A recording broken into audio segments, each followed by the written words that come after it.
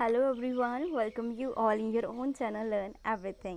So ਅਸੀਂ ਕਰ ਰਹੇ ਸੀ differential equations ਜਿਸ ਵਿੱਚ next ਆਪਾਂ ਕਰਾਂਗੇ equation of first order and higher degree. ठीक है, सो फस्ट ऑफ ऑल ਇਹਦੀ इंट्रोडक्शन देखते हैं। कोई भी डिफरेंशियल इक्वेशन ਜਿਹਦੀ फॉर्म होवे एफ ऑफ एक्स वाई ਦੇ ਨਾਲ ਉਹਦਾ ਡੈਰੀਵੇਟਿਵ ਹੋਵੇ ਇਕੁਅਲ ਟੂ 0, ਜਿੱਥੇ ਡਿਗਰੀ ਜਿਹੜੀ dy upon dx ਦੀ ਉਹ ਗ੍ਰੇਟਰ ਦੈਨ 1 ਹੋਵੇ ਉਹਨੂੰ ਅਸੀਂ ਬੋਲਦੇ non linear differential equation of first order and higher degree. So ये भी पूछा जा सकता है कि जी non linear equation of first order and higher degree होंगी है वो D Y upon D X degree कितनी होंगी है ग्रेटर दैन 1 होंगी है, तो उसकी फॉर्म भी लिखी जा सकती है, पूछी जा सकती है। Clear. The general first order differential equation जी डिग्री ग्रेटर दैन 1 है वो जनरल रिप्रजेंटेशन कुछ इदा की होंगी है p not d Y upon D x raise to power n, फिर ये पावर्स घटी जाएगी n-1 n-2 इदा घटदियाँ एकदम खत्म ही हो जाएगियाँ, ये वधनगियाँ 0 तो 1 फिर 2 फिर अप टू सोन n तक जाएगियाँ। क्लीयर। ये जोड़े साढ़े को P0 P1 P2 ये सारे अप टू सोन है फंक्शन है एक्स ते वाई दे। जस्ट ਇਹਦਾ ਤੁਸੀਂ ਥੋੜਾ ਜਿਹਾ ਆਈਡੀਆ ਰੱਖਣਾ ਇਹਨਾਂ ਚੀਜ਼ਾਂ ਦਾ, ਕੁਝ ਜ਼ਿਆਦਾ ਨਹੀਂ ਨਾ, ਜਸਟ ਆਪਣੇ ਦਿਮਾਗ 'ਚ ਇੱਕ ਦੋ ਵਾਰੀ ਆਈਡੀਆ ਰੱਖ ਲੈਣਾ ਇਹਨਾਂ ਦਾ। ਠੀਕ ਹੈ, ਆਪਾਂ ਸੇਕ ਆਫ ਕਨਵੀਨੀਅੰਸ ਲਈ ਕੀ ਕਰਦੇ ਹਾਂ ਕਿ ਜਿਹੜਾ ਡੈਰੀਵੇਟਿਵ ਹੈ ਨਾ dy upon dx ਨੂੰ ਸਮਾਲ p ਪੁੱਟ ਕਰ ਦਿੰਦੇ ਇਸ ਇਕੁਏਸ਼ਨ 'ਚ। ਦੇਖੋ p note as it is dy upon dx ਨੂੰ ਸਮਾਲ p ਪੁੱਟ ਕਰਤਾ p ਦੀ ਪਾਵਰ n। ਸੋ ਇਸ ਤਰ੍ਹਾਂ ਆਪਾਂ रिप्रजेंटेशन कर ਦਿੰਦੇ ਇਹਦੀ। ठीक है, next there is no fixed method for solving such equation. इन्होंने सॉल्व करने लिए कोई एक फिक्सड मैथड नहीं है, बट कुछ मैथड जो डिस्कस किए वो आप देख लें। जिदा फस्ट है इक्वेशन सॉल्वेबल फॉर पी। सो पहला आप पी लिए सॉल्वेबल देखते हैं कि पी लिए आप किदा फाइंड आउट करते हैं। जिदा साढ़े को रिप्रजेंटेशन यही सी एफ ऑफ एक्स वाई तो पी स्मॉल पी किसी d Y upon D x जो असी पुट किया।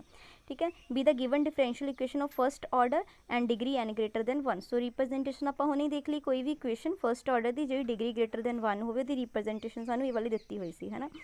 सो असी कहते हैं इक्वेशन जी है डिग्री एन की सॉल्वेबल हैगी फॉर पी लिए।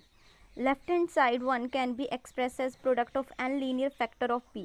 सो जी यही गल की है लैफ्ट हैंड साइड की वो कि रिप्रजेंट की जा सकती p minus F1 p minus F2 up to so p a minus FN। ठीक है, सो इनू असी एन लीनियर फैक्टर बना दिते पी दे। ठीक है, F1 F2 ये सारे फंक्शन है एक्स वाई दे। Now solving the equation 1 are given by n equation असी इन्हों इक्वल टू रख दें 0। ठीक है, या फिर पी का मतलब तुहानू पता ही है d Y upon D x equal to F1 x y, मतलब F1 की फंक्शन ऑफ एक्स वाई। यदि दूसरा साढ़े को जाएगा d p again d Y upon D x, F2 इधर चला जाएगा एक्स वाई अगेन। सो यदि 0 इक्वल टू रख के साढ़े को अलग अलग ये वैल्यूज़ फाइंड आउट हो जाएगी। This equation can be solved by a method already known as let the solution of. So ये सोल्यूशन असी इस तरह लिख दें F1 x Y C1 equal to 0, F2 X Y C2 equal to 0 and up to सोन n equal to 0। ये साड़ी को गिवन इक्वेशन ऑफ हो गया first order. It can not have more than one independent arbitrary constant, एक तो ज़्यादा इन्हों के जोड़े आर्बिट्रेरी कॉन्सटेंट जोड़े आ इंडिपेंडेंट नहीं हो सकते, इसलिए सारे इक्वल टू कहते हैं सी दे। सो कुछ मेन पॉइंट्स जोड़े वो तुम नोट करने, नोट करने वाले यही पॉइंट आ कि तुहानू ये पता होना चाहिए कि डिग्री कितनी होंगी है, यदि रिप्रजेंटेशन किस फॉर्म के नाल की जाती है। सो ये रिप्रजेंटेशन है तुम d Y upon D x में स्मॉल पी लिख सकते हैं। ठीक है, इसलिए कोई फिक्स मैथड नहीं है। फिर दूसरा जो पी में सॉल्व करते हैं तो असं लैफ्ट हैंड साइड में as a product of linear function of factor इन्होंने लिखते हैं factor in p, linear factor in p. फिर असी representation P minus F1 F2 ना कर दें इक्वल टू 0 रख के। ठीक है, दैन रिप्रजेंटेशन जस्ट हैगी ये सिंपल। हुण देखते हैं ये sum equation is solvable for P ले। वेट यस साढ़े को सम है solve 4p square x minus 9x minus K whole square equal to 0। देखो वैसे तो ये कोई सम मास्टर कीडर फिलहाल नहीं देखने को मिले। ठीक है, बट मैं इनकलूड इसलिए किए क्योंकि जिदा क्लॉट इक्वेशन असी नैक्सट जो वीडियो करांगे वो क्वेश्चन आया सी जस्ट दी जनरल रिप्रजेंटेशन पेपर च पूछी गई सी मास्टर कीडर वो मैं नैक्सट वीडियो करवावांगी। सो हो सकता है जो उस तो मैं एक मतलब जनरलाइज करा उन्होंने चीज़ों तो हो सकता है इस भी जनरल रिप्रजेंटेशन तुहाडे कोलों पूछ लवे। सो जस्ट सानू इन्हां चीज़ों का आइडिया होना चाहिए है ताकि बाई चांस जो पेपर च क्वेश्चन आ जाए तो असी ऑप्शन देख के उत्थे टिक कर पाइए। ठीक है, सो इस तुसीं वीडियो में इदां दे जो जनरल रिप्रजेंटेशन इन्होंने एक दो बारी दोबारा देख लो तो तुहाडे दिमाग च जस्ट रह जाएगियाँ तो उत्थे ऑप्शन टिक हो जाएगा। सो solve for P square x. हुण इत्थे पी का मतलब तुहानू पता ही है पी की है साडे कोल D Y upon D X. Clear.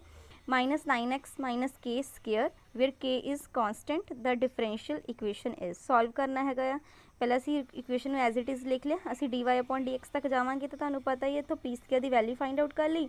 Next square का उधर जाके स्केयर रूट बन गया, dy/dx की आ गया प्लस माइनस, पी नूं असीं लिखदे dy/dx, तो हुणे मैं तुहानू दस दिता, ठीक है। सो ये प्लस माइनस की फॉर्म दे विच आ गया dy/dx।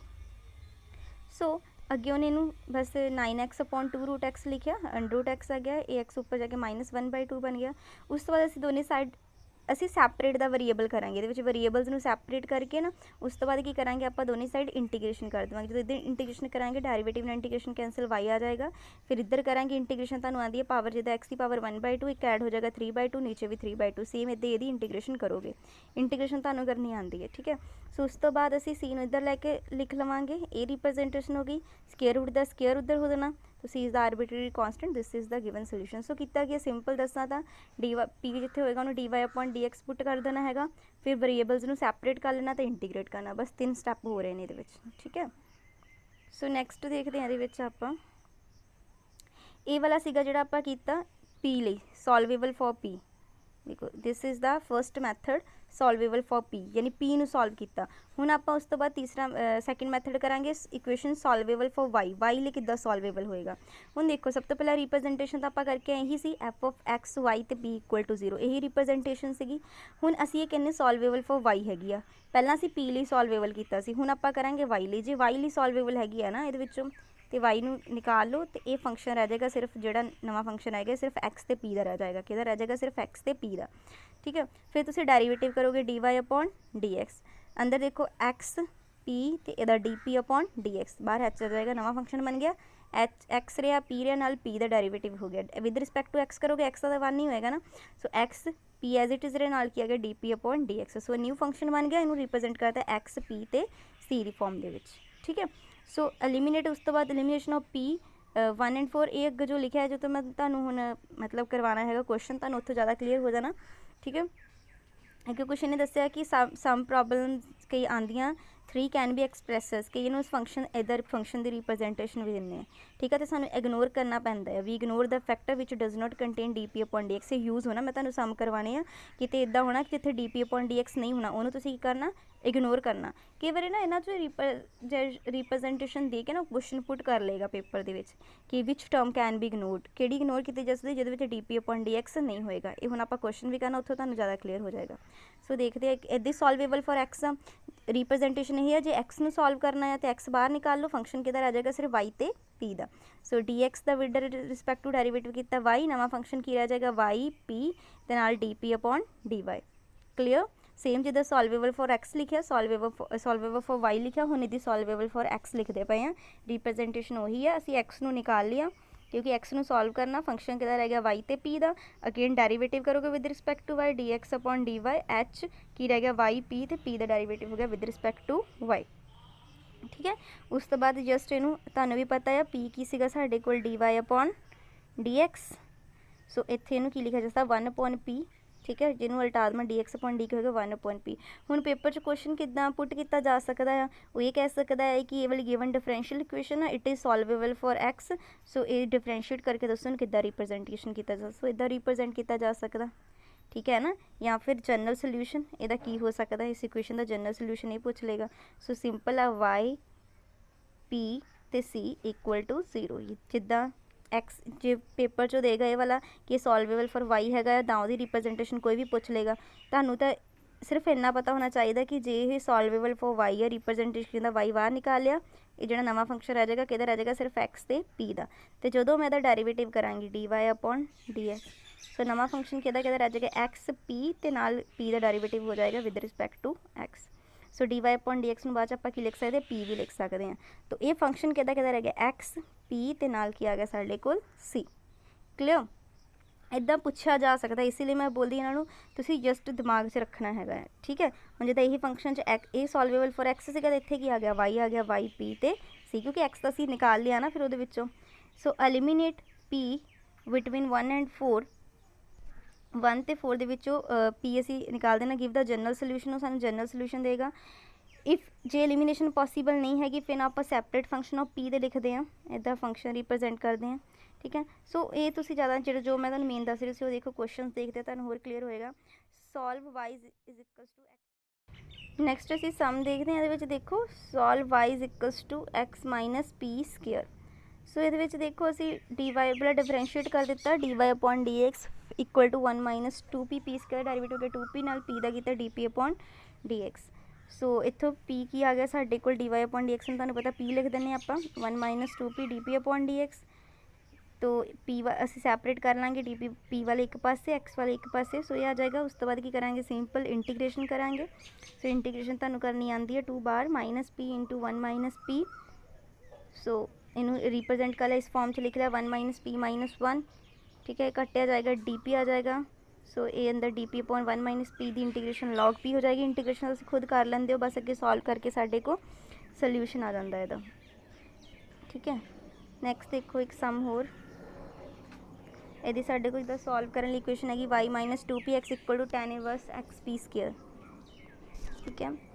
सो अगेन डेरिवेटिव किया dy upon dx equal to 2p plus p नू रखा x का डेरिवेटिव किया 1 प्लस x नू रखा p का डेरिवेटिव किया dp upon dx।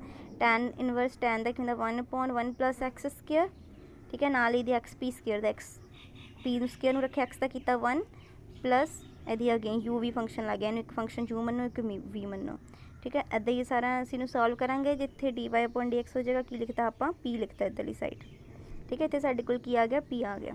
Again inch dp upon dx common कर लवांगे असीं, ठीक है। फिर सैपरेट करांगे, बट इससे देखो हुण वही वाली इक्वेशन लगी, जिहड़ी टर्म dp अपॉन dx नहीं कंटेन करती उन्होंने की करांगे आप इग्नोर करांगे, खत्म कर देवांगे। सो ये वाली टर्म नहीं कंटेन करती, उत्थे सब पढ़ी भी सी ना आप ये वाली लाइन कि उत्थे जो dp अपॉन dx कंटेन नहीं करती टर्म, उन्होंने आप इग्नोर करते हैं। तुहानूं दसदी मैं एक मिनट, ये देखो उन्हें बोलिया सी इत्थे which term do not contain dp upon dx, ठीक है। उन्होंने आप की कर सकते, इग्नोर कर सकते हैं। सो यही असीं इत्थे कीता, असीं इहनूं इग्नोर कर दिता, ते साडी कोल सिर्फ एक टर्म बच गई, उन्होंने ही आप की करना सॉल्व कर लेना तो वही इंटीग्रेशन कर देनी है, ठीक है। वैसे इन्ने वड्डे सम मैनू नहीं लगता आएगा पेपर दे विच, जस्ट चलो एक थोड़ा माइंड रह जाए कि जो 3-4 सम प्रैक्टिस किए हुए कि सिंपल कर रहे हैं, d Y upon D x कर रहे हैं, ठीक है। सॉरी लैफ्ट हैंड साइड पर आप d p upon D x नू पी पुट कर, d Y upon D x नू पी पुट कर रहे हैं, दैन सैपरेट दा वरीएबल कर रहे हैं, वरीएबल्स नू सैपरेट करके जस्ट इंटीग्रेट कर रहे हैं, तो आंसर सानू मिल जा रहा। सो असी कर ही रहे हैं, ठीक है। सो इदा कुछ समझना प्रैक्टिस करना बस तुहाडे दिमाग 'च रह जाएगा। सो जिदा ही सॉल्वेबल फॉर एक्स हैगी है, तो एक्स की वैल्यू दी सानू असीं डेरिवेटिव करता विद रिस्पैक्ट टू वाई, तो सानू पता d x upon D y नू असीं 1 अपॉन पी लिख सकते हैं, क्योंकि साडे कोल D Y upon D X की हुंदा साडे कोल पी। सो जिवें इहनूं उल्टा देवां, ये भी उल्ट जाएगा, 1 अपॉन पी हो जाएगा। सो इहनूं आपां एक साइड लै जावांगे तो पी वाले अलग कर लवांगे, वाई वाले अलग करके जस्ट इंटीग्रेट करके आंसर आ जाएगा। सो हो सकता है इदां दा छोटा क्वेश्चन आ जाए, ठीक है ना, वो रकम इदां दी पा देगा कोई कि जिहड़ी बहुत ईजीली सॉल्व हो जाए। करना की है, सिंपल डेरिवेटिव करना है, डेरिवेटिव करके सैपरेट करना, वेरीएबल्स नू सैपरेट करके इंटीग्रेट करना। जस्ट 3 स्टैप बार बार हो रहे हैं। जे ही क्वेश्चनस नू देख लोगे ना तुहाडे दिमाग 'च रह जाएगा। नैक्सट हैगा इक्वेशन सॉल्वेबल फॉर वाई। ये देखो लेट द इक्वेशन अगेन वही फॉर्म के दिती, आई थिंक वही वाली पिक दोबारा आ गई है साडे कोल। सॉल्वेबल फॉर एक्स ये तो असीं कर लईआं हैगियां, ये भी हो गया। नैक्सट है इक्वेशन नॉट कंटेनिंग एक्स। जे कोई इक्वेशन कंटेन नहीं कर रही एक्स, वो वाला देखो हुण जे इक्वेशन च एक्स है ही नहीं गा, फिर असीं उहनूं किद्दां सॉल्व करांगे। यानी कि differential equation which does not contain x, वो कुछ इस फॉर्म की होएगी, जस्ट फंक्शन ऑफ वाई ते पी होएगी। हुण उत्थे 2 केस अराइज हो सकते हैं। पहला तो ये होएगा if it is solvable for p, ठीक है, या सॉल्वेबल फॉर होएगी वाई। ऑब्वियसली एक्स तो नहीं है, तो यदा मतलब या तो सॉल्वेबल फॉर पी होएगी या फिर सॉल्वेबल फॉर वाई होएगी, क्योंकि रिप्रजेंटेशन 3 चीज़ां आंदियां सी, एक्स वाई ते पी। हुण if it is solvable for p, then p की असीं वैल्यू निकाल ली, अंदर की रह गया सिर्फ फंक्शन नवा किधर रह गया जस्ट वाई का। फिर उस तो बाद डेरिवेटिव का d Y upon D x is equals to g of y. उस तो बाद तुहानूं भी पता आप just separate the variable and integration करते हैं। इत्थे इंटीग्रेशन की, इट्स सोल्यूशन किया जाएगा एक्स इज इक्वल्स टू, इनू उल्टा लोगे तो तुहाडे को बन जाएगा ना D x upon D Y. ये देखो इनू लिख लोगे या इदा लिख लो, D Y upon ji Y is equals to D x. यही चीज़ बन जाएगी। जो इंटीग्रेट करोगे इधर तो सिर्फ एक्स रह जाएगा, इधर की रह जाएगी इंटीग्रेशन 1 अपॉन डी वाई जी वाई नाल डी वाई। अगेन मैं एक बार दस दिनी हाँ, फॉर एग्जाम्पल पेपर तुहानूं पुछदा जस्ट जनरल फॉर्म ही पूछ लैंदा आ कि एक इक्वेशन है which is does not contain X, जिहदे विच एक्स नहीं है, तो यानी रिप्रजेंटेशन इस तरह की होएगी, है ना। तो या हुण सॉल्वेबल फॉर वाई होएगी, सॉल्वेबल फॉर पी होएगी। वो पेपर च लिखदा this equation is solvable for p, ठीक है। दैन इट्स सोल्यूशन, हुण सोल्यूशन की गल करते हैं ना, सॉल्वेबल फॉर पी है यानी पी निकाल लो विचों, साडे कोल किहड़ा फंक्शन बच जाएगा वाई का। उस तो बाद तुहानूं पता है पी नूं आपां की लिखते हैं d Y upon D x, यही लिखते हैं, ठीक है। इक्वल टू की आ गया साडे कोल जी वाई। हुण मैं जी वाई नूं इधर लै आनी है, सैपरेट कर लेने आपां वेरीएबल नूं, वाई वाले एक पासे इक्वल टू क्या आ गया डी एक्स। उस तो बाद की करते इंटीग्रेशन, जो इंटीग्रेशन करांगे इधर तक की रह जाएगा एक्स, इधर की प्लस नाल आ जाएगा सी। क्लीयर जी, जस्ट सिंपल हैगा। Solvable for y, again solvable for y असीं जिद्दां करदे हां उद्दां ही होएगा। Clear. Next equation not containing y, जो इक्वेशन वाई नहीं कंटेन करी फिर की होएगा, जो इक्वेशन वाई नहीं कंटेन करी तो एक्स पी होणगे, ठीक है। या फिर उन्हें सॉल्वेबल फॉर पी होएगा या सॉल्वेबल फॉर एक्स होएगा। एक्स लिए तो आप करके आए हैं, पी लिए अगेन पी आ, हुण असीं पी बाहर निकालांगे, फंक्शन किहदा रह जाएगा सिर्फ एक्स रह जाएगा। पी नूं आपां की लिख देने d Y upon D x equal to की रह गया जी एक्स, एक्स वाले एक पासे ला जाएंगे, ठीक है। इधर सिर्फ वाई रह जाएगा, y is equals to a solution पूछा जाता। देखो पेपर की पूछा जा सकता, वो कहेगा एक इक्वेशन है डिफरेंशियल इक्वेशन है which does not contain y, वो फॉर्म कुछ दे देगा तुहानूं इस तरह की है, तो वह पूछेगा सोल्यूशन दसो, ਇਹਦਾ सोल्यूशन दसो जे सॉल्वेबल फॉर पी आ। सो ਜਿਹਨੂੰ ਇਹ चीज़ ਹੁਣ बनानी आती है तो औखा नहीं, सिंपल ही आ। जिदा ये भी if it solvable for p then its solution. Solution लिखण का तरीका, क्योंकि जिदा प्रीवियस ईयर पेपर जोड़े सीगे ਉਹਦੇ ਵਿੱਚ ਕਲੌਟ ਇਕੁਏਸ਼ਨ ਦੀ ਸਿੰਪਲ ਜਨਰਲ ਸੋਲਿਊਸ਼ਨ ਹੀ, ਜਨਰਲ ਰਿਪਰੈਜ਼ੈਂਟੇਸ਼ਨ ਪੁੱਛ ਲਈ ਸੀ, ਜਸਟ ਇਕੁਏਸ਼ਨ ਦੀ ਜਨਰਲ ਰਿਪਰੈਜ਼ੈਂਟੇਸ਼ਨ। ਸੋ ਅਸੀਂ ਕਿਉਂ ਨਹੀਂ ਇਹ ਤਾਂ ਐਕਸਪੈਕਟ ਬਿਲਕੁਲ ਕਰ ਸਕਦੇ ਹਾਂ ਕਿ ਇੱਦਾਂ ਵੀ ਪੁੱਛਿਆ ਜਾ ਸਕਦਾ ਹੈ ਕਿ ਸਾਨੂੰ ਉਹ ਕਹੇਗਾ ਕਿ equation does not contain X. So ਇਸ ਇਹ ਹੈ ਕਿ equation if it is solvable for P then what is its solution. So solution तो है ईजी है कि जो सोल्यूशन हैगा है सिर्फ पी ਲਈ, दैन ਅਸੀਂ ਇਹਦੀ रिप्रजेंटेशन लिख सकते हैं कि किद्दां आनी है, ठीक है। ਇਹਦੇ ਵਿੱਚ ਨੈਕਸਟ ਜੋ ਆਪਾਂ ਦੇਖਦੇ ਹਾਂ the equation does not containing Y, equation not containing Y ਜੋ ਆਪਾਂ ਇਹਦੇ ਵਿੱਚ ਦੇਖ ਚੁੱਕੇ ਹਾਂ ਹੁਣੇ। ਦੇਖੋ ਇਹਦੇ ਵਿੱਚ ਇਹ ਵਾਲਾ ਇਹਦਾ ਜਨਰਲ ਸੋल्यूशन ਇਹ ਆ ਗਿਆ, ਆਇਆ ਕਿੱਦਾਂ ਸਾਡੇ ਕੋਲ if it is solvable for P, P ਨੂੰ ਬਾਹਰ ਨਿਕਾਲੇ, ਅੰਦਰ ਕੀ ਆਏਗਾ ਜਸਟ ਜੀ ਆਫ एक्स। पी नूं आपां की पुट कर दिता d Y upon D x equal to की सीगा g x. D y x वाले नूं इधर लै गए, जिथों ये वाला स्टैप मैं तुहानूं करके दसां, देखो ये वाले स्टैप नूं देखो ये इदां होया d y equal to g x नाल की आ गया साडे कोल डी एक्स। उस तो बाद की करती इंटीग्रेशन, जो इधर भी इंटीग्रेशन करांगे इधर आ जाएगा वाई, इधर की रह जाएगा साडे कोल जी एक्स डी एक्स प्लस की आ जाएगा साडे कोल कॉन्स्टेंट सी। क्लीयर हो जी। नैक्सट देखते हैं आपां क्वेश्चन। देखो हुण ਇਹਦੇ ਵਿੱਚ ਕੀ ਹੈ, वाई नहीं कंटेन कर रहा, ਇਹ 'ਚ सिंपल की कंटेन हो रहा एक्स ते पी, ठीक है ना। सो सिंपल एक्स ते पी हैगा, यस यानी कि अगेन असी पी निकाल के उस तो बाद सैपरेटिंग द वेरीएबल वैल्यू पुट करनी, जिदा फंक्शन ऑफ एक ਇਹਦਾ सिर्फ हैगा पी ते एक्स, सॉल्वेबल फॉर पी ਲਈ करते हैं आप। X minus a equal to p upon √1 plus p square, दोनों साइड स्केयरिंग कर दी, स्केयरिंग ना स्केयर रूट कैंसल हो गया। अगे नूं आपां जस्ट सॉल्व किया, जिथे साडे कोल पी सीगा उहनूं आपां D Y upon D X put किया, that is equal to plus minus X upon X minus A upon 1 minus √, X minus A square. Okay, उस तो बाद असी सैपरेटिंग द वेरीएबल करते हैं, separating the variable like D Y वाले एक पासे करते हैं, डी एक्स एक पासे करते हैं, डी वाई ना इंटीग्रेशन कैंसल होकर साढ़े को सिंपल वाई रह जाता, प्लस माइनस एक बार असी प्लस लिए सॉल्व कर लाँगे, एक बार माइनस लिए, that will be our solution. इन्ना लंबा सम नहीं आना, बस तुहानूं एक मैथड याद होना चाहिए ताकि कोई शॉर्ट क्वेश्चन ही आ जाए, यू कैन अटैम्प्ट। ओके, कुछ ज़्यादा औखा नहीं है। नैक्सट है साढ़े कोल जी इक्वेशन नॉट कंटेनिंग एक्स या इक्वेशन नॉट कंटेनिंग वाई, मतलब कि साढ़े कोल इक्वेशन ना एक्स कंटेन कर रही है लाइक या फिर एक्स वाई नहीं कंटेन कर रही हैगी आ। सो सिंपल रिप्रजेंटेशन है, तुसीं हुणे करके आए कि रिप्रजेंटेशन होंदी सी Y X and P. If it is not containing X there is only Y and P, यानी कि सिर्फ साढ़े कोल वाई ते पी होएगा। हुण दो केसिस अराइज होंदे, केस नंबर फर्स्ट या तो ये सिर्फ सॉल्वेबल फॉर पी होएगी क्योंकि साढ़े कोल पी हैगा, या फिर सॉल्वेबल फॉर वाई होएगी। सॉल्वेबल फॉर वाई लिए आपां देख आए है ना। सो असी जे पी लिए इत्थे सॉल्वेबल देख रहे हैं कि जस्ट सॉल्वेबल फॉर पी हैगी है, दैन असी पी निकाल लवांगे विचों, सिर्फ ये फंक्शन किहदा रह जाएगी new function only of y. P नूं आपां की पुट करते हैं d Y upon D x equal to क्या आ गया साडे कोल जी ऑफ वाई। अगेन असी इंटीग्रेट करते हैं आप इन्हों सैपरेट करके, सो जी वाई इधर आ जाएगा, डी एक्स उधर चल जाएगा, d Y upon ji Y is equal to क्या आ जाएगा डी एक्स। सो इंटीग्रेट करांगे, डेरिवेटिव ना इंटीग्रेशन कैंसल, इतने आ जाएगा एक्स इक्वल टू क्या आ जाएगा ये इंटीग्रेशन डी वाई अपॉन जी वाई। ठीक है जी, देखो dy/gy प्लस कॉन्सटेंट की आ गया c। सिंपल किया ना। सो ये p ਨੂੰ निकालिया फंक्शन किधर आएगा y का। p ਨੂੰ की पुट कर दिता dy/dx। असी उस तो बाद gy ਨੂੰ ਇਹਦੇ नीचे लाए x इधर लै गए। सो इतने साढ़े कोल बन गया dy/gy equal to dx। So dx की इंटीग्रेशन की साढ़े कोल की आ गया x। तो इधर ए रिप्रजेंटेशन इदा ही है 1/gy नाल की है dy प्लस की है c। तो y लिए असी एज इट इज़ जिदा किया उदा ही होएगा solvable for y। Now if the equation not containing y, जो इक्वेशन y कंटेन नहीं करी that mean it will be only the function of x and p।